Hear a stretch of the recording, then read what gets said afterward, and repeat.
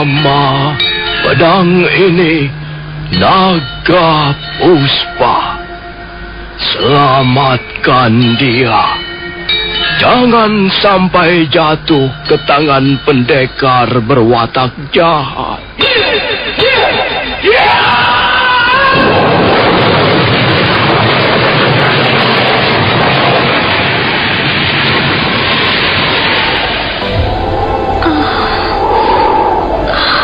Kakang Kamandanu,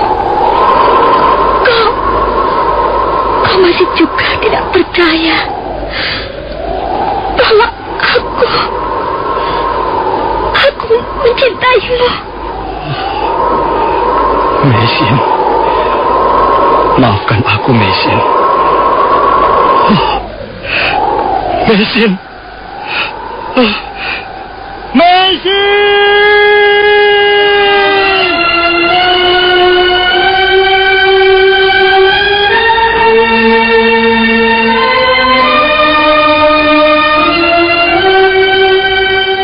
Tutur Tinula.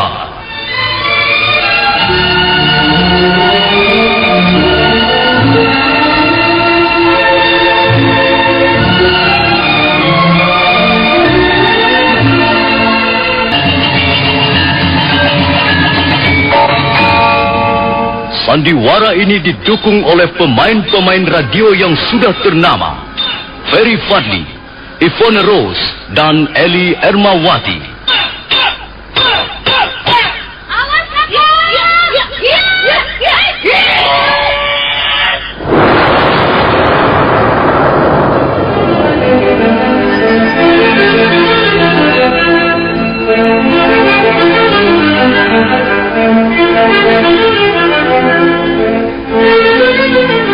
Cerita ini ditulis dan disusun oleh S. Tijau, hiasan musik dan sutradara C. Ispriyonoka.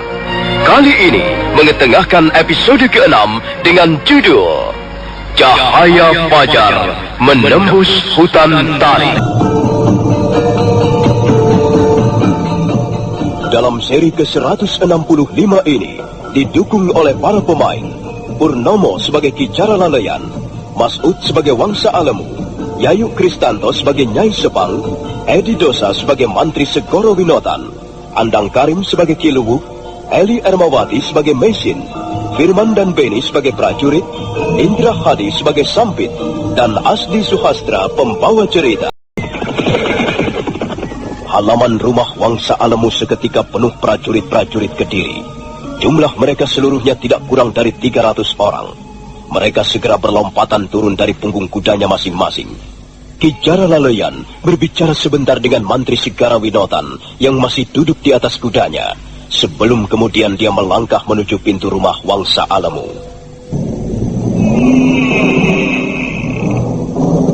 Ki Cara Laleyan menghentikan langkahnya. Untuk sesaat lamanya dia berdiri di tengah-tengah pintu. Dia melihat Wangsa Alemu dan istrinya duduk berdiam seperti arca. Mereka berdua sepertinya sedang kebingungan, tidak tahu apa yang hendak dilakukan. Adi Wangsa Alemu, ada apa? Apa yang telah terjadi? Maafkan aku, Kakang Cara Laleyan. Maafkan. Iya, kami telah teledor, Kakang Cara Laleyan. Maafkan kami. Ada apa? Coba ceritakan apa yang telah terjadi. Apakah kau sudah melapor pada Mantri Segara Winotan, Kakang? Ya, sudah beres. Dan sekarang Tuanku Mantri Segara Winotan menunggu di halaman bersama 300 orang prajurit Kediri. Aku sudah memberikan laporan secara lengkap tentang wanita pelarian itu. Rencana kita gagal, Kakang. Gagal bagaimana? Semalam dia berhasil melarikan diri. Oh, mengapa bisa begitu, Adi Wangsa Alemu? Celaka. Kita semua bisa celaka. Kau terlalu sembrono. Iya, aku memang telah berlaku sembrono. Ternyata istriku tidak bisa kupercaya. Kok kau menyalahkan aku, Kang? Kau sendiri enak-enak tidur mendengkur. Kita harus saling membantu, Nyai. Kalau kau tahu bahwa aku sedang tidur, maka kaulah yang harus menjaga perempuan itu. Jangan kau juga tidur. Enak saja. Semua ini karena kesalahanmu sendiri, Kang. Kau mengharapkan hadiah 400 ringgit Tapi kau menganggap enteng perkara ini. Nah, sekarang begini akibatnya. Kita semua jadi susah. Kaulah yang membuat kita susah. Apa? Aku membuat susah? Kang, jangan mau menang sendiri, Kakang Alemu. Siapa yang membawa perempuan itu ke rumah ini? Selama ini kita hidup tenang. Kita tidak mempunyai persoalan apa-apa. Tapi tiba-tiba kau membawa perempuan itu kemari. Dan tiba-tiba kalian berdua mempunyai gagasan untuk menyerahkan perempuan itu pada pemerintah Kediri karena tergiur hadiah 400 ringgit. Dan sekarang, Kang, setelah ternyata rencana kalian gagal, kok aku yang disalahkan? Sudahlah, sudah. Tak ada perlunya kita ribut-ribut di sini. Tak ada gunanya saling salah menyalahkan. Lebih baik kita segera menemui Tuanku Mantri Segara Winotan. Ampun, Tuan. Ampun. Maafkan kesalahan kami, Tuan. Ini memang kesalahan kami. Ada apa, Wangsa Alemu? Mana perempuan itu? Jara Lalean mengatakan bahwa perempuan itu ada di rumahmu. Sekarang mana dia? Cepat bawa keluar. Ampun, Tuanku Mantri. Semua ini karena ketelidoran kami. Terutama sekali karena kelalaian istri hamba, Tuanku Mantri. Tidak, Tuanku Mantri. Bukan hanya karena kelalaian hamba, Tuan. Dia juga bersalah. Dia menganggap remeh perempuan itu. Ada apa ini? Jara Lalean, apa yang telah terjadi? Aku datang ke rumah ini bukan untuk melihat orang bertengkar. Begini, Tuanku Mantri Segara Winotan. Tapi sebelumnya kami mohon ampun, Tuan. Ternyata kami telah kebobolan, Tuan. Perempuan buron itu semalam berhasil melarikan diri. Kurang ajar. Kalian berani sekali mempermainkan aku. Jara Lalean. Iya, Tuan. Aku tidak mau tahu. Aku jauh-jauh datang kemari membawa 300 orang prajurit Kediri karena laporan yang kau sampaikan padaku semalam. Kau mengatakan bahwa perempuan pelarian itu berada di rumah Wangsa Alemu. Iya, memang berada di rumah Adi Wangsa Alemu, Tuan.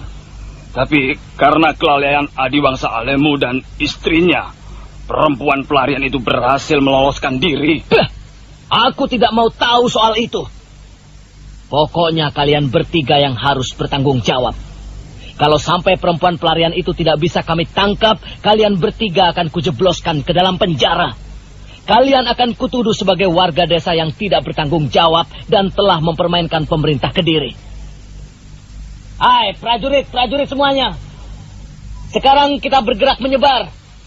Kukira perempuan itu belum pergi terlalu jauh. Tutup semua desa Toyorungun ini.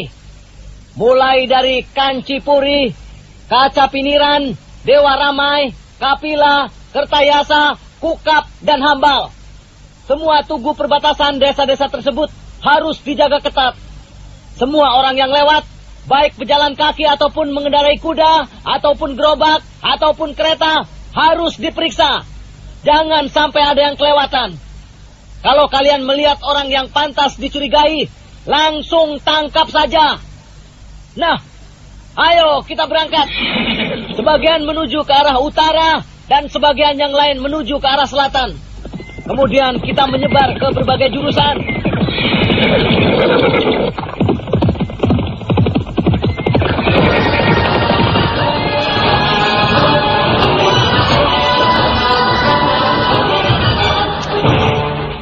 Nah, sekarang bagaimana Adi Wangsa Alemu?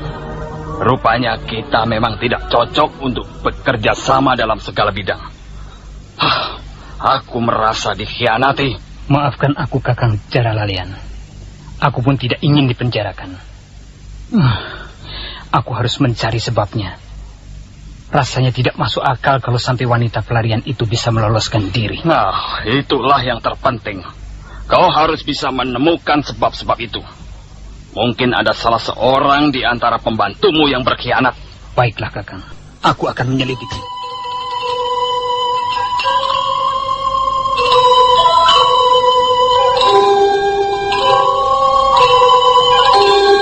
Kita sudah meninggalkan batas desa Kacapiniran. Sekarang kita sudah memasuki wilayah desa Dewa Ramai. Mengapa kita berhenti, Ki Luwuk? Kau tidak ingin istirahat barang sejenak? Kuberi kau kesempatan untuk membuka bekal makananmu. Saya belum lapar, Ki Luwuk. Tapi kalau Ki Luwuk mau istirahat barang sebentar, ya silakan. Saya menunggu di sini saja.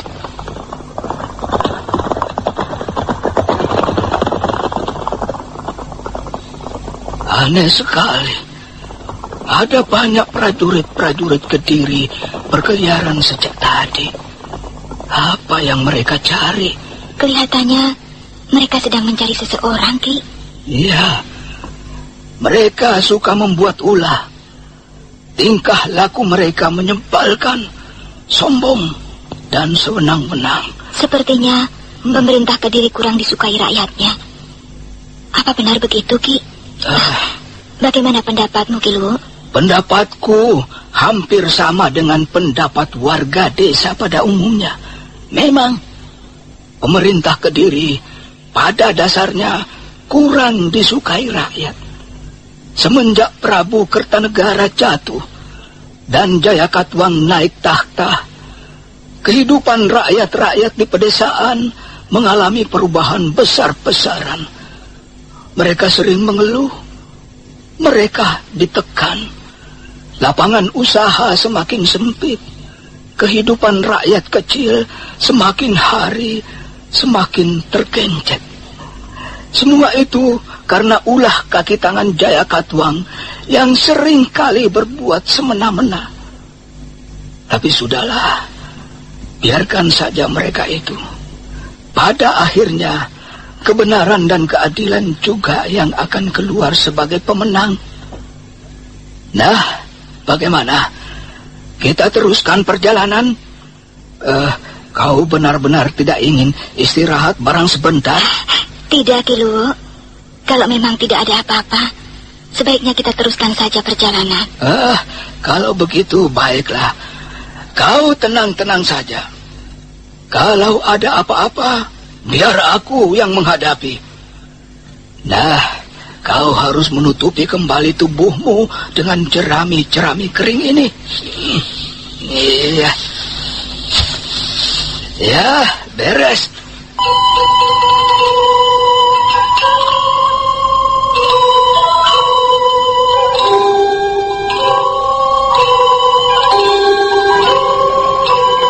Ki Luwuk kembali duduk berguncang-guncang di atas gerobak kudanya. Gerobak kuda itu berjalan di atas jalanan berbatu yang membelah desa Dewa Rame menjadi dua bagian. Sekali waktu masih nampak 2 atau 3 orang prajurit berkuda melintasi mereka. Ketika sampai di sebuah tikungan, Aki Luwuk menarik tali kekang kudanya, dan gerobak yang penuh muatan bata merah itu pun belok ke arah kiri. Rupanya Aki Luwuk mengambil jalan memintas yang dirasa lebih aman. Sebentar kemudian, gerobak kuda yang mereka tumpangi sudah meninggalkan daerah pemukiman penduduk. Sawah dan tegalan yang luas terbentang di kanan kiri mereka. Mendadak Aki Luwuk menarik tali kekang kudanya.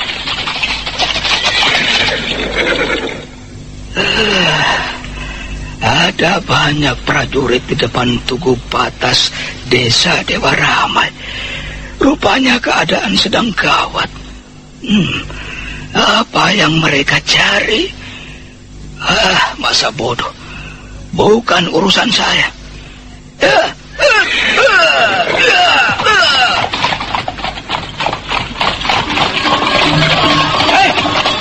Berhenti! Berhenti!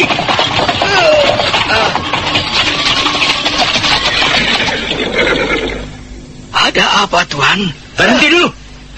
Kami harus memeriksa gerobakmu. Ayo, kau turun dulu. Semua yang melewati perbatasan desa ini harus diperiksa. Ini perintah langsung dari Tuanku Mantri Segara Winotan. Baik, Tuan, baik. Apa yang kau bawa di dalam gerobakmu itu, ha? Bata merah, Tuan. Mau kau bawa ke mana bata merah itu? Ke desa Hambal, Tuan. Hamba seorang pembuat bata merah.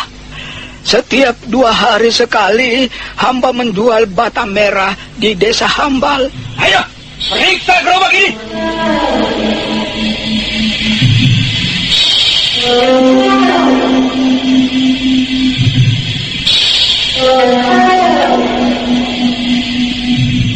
Seorang prajurit segera melompat untuk melaksanakan perintah prajurit yang agaknya menjadi pimpinan rombongan. Mereka segera membuka tutup gerobak dan melihat ke dalam. Tak lama kemudian mereka pun kembali menutup gerobak itu dan melaporkan apa yang dilihatnya pada pimpinan rombongan.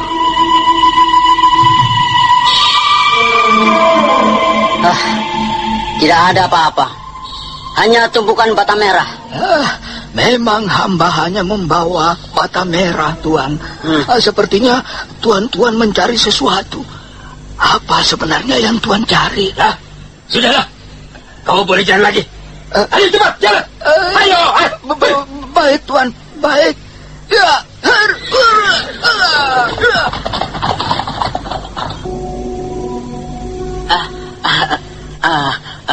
Tuan memanggil hamba? Ya, duduk, Sampit. Iya, Tuan. Kau adalah seorang abdiku yang paling setia dan paling bisa kupercaya. Iya, betul, Tuan. Sudah berapa lama kau bekerja padaku? Sudah cukup lama juga, Tuan.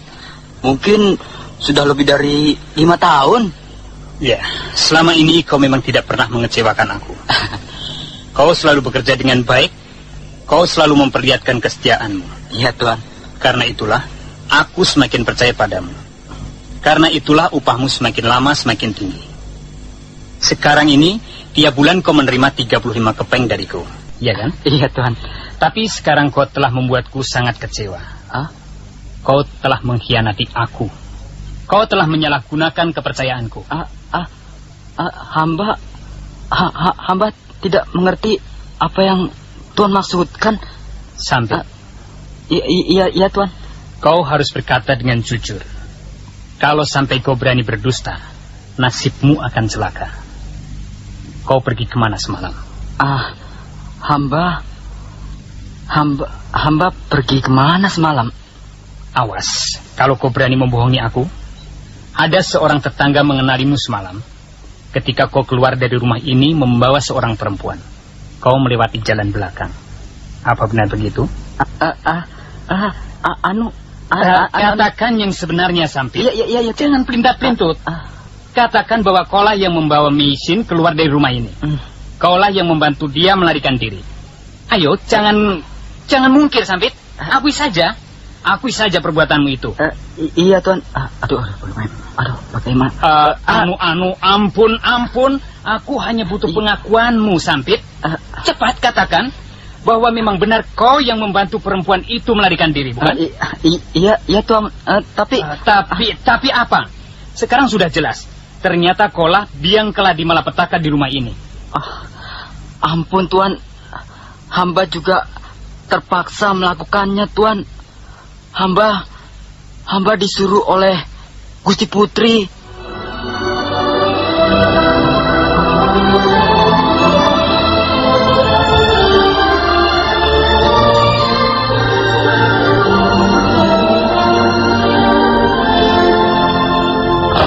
Kau gila, Nyi. Kau sinting. Aku kasihan melihatnya, Kang. Aku kasihan melihat penderitaan Nona Meisin itu. Aku tidak sampai hati melihat dia akhirnya ditangkap oleh prajurit-prajurit Kediri, Kang. Kasihan. Dan sekarang, kalau kita mengalami satu bencana, apakah ada yang merasa kasihan?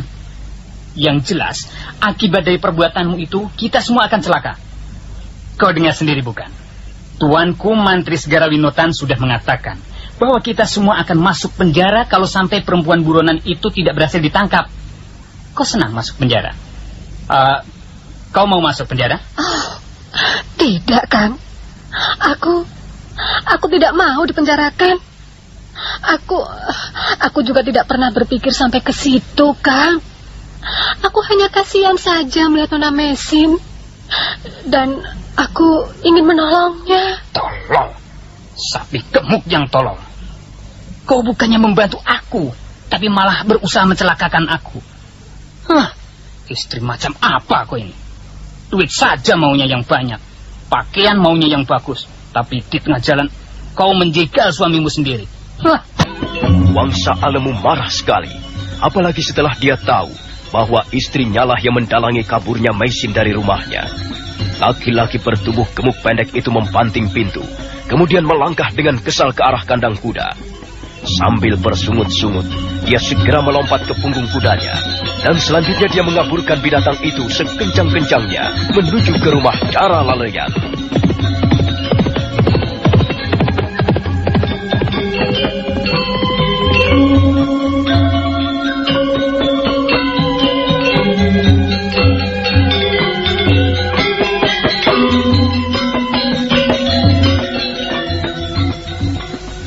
Semua ini kesalahan istri saya, Kang.